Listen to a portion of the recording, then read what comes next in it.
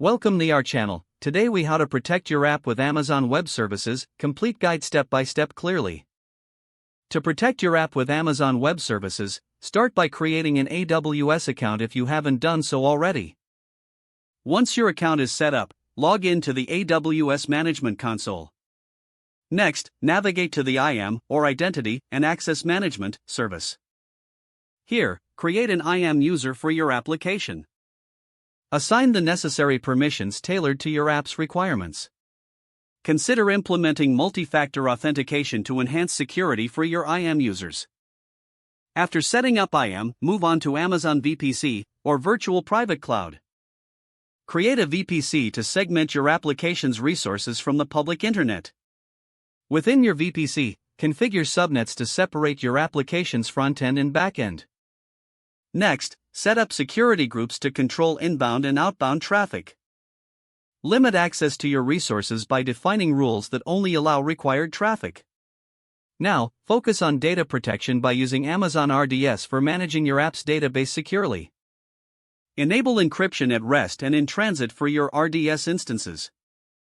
Consider using Amazon S3 for storing static files and enable S3 bucket policies for additional security.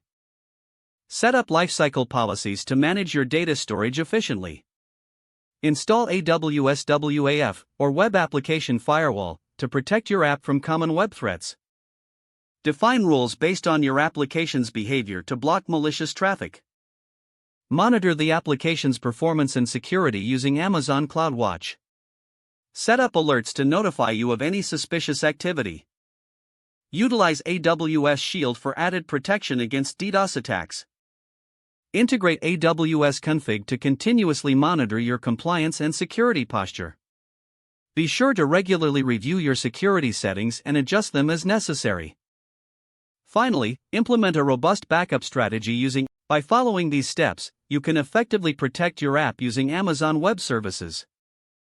If the page does not load, refresh the browser or try again in a private or incognito window.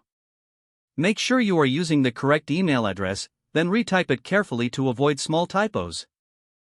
If your password is not accepted, use the reset option and create a new strong password you can remember. Check your spam folder for verification or security emails, then complete any requested confirmation steps. Don't forget to like this video and subscribe to our channel for more step-by-step tech guides.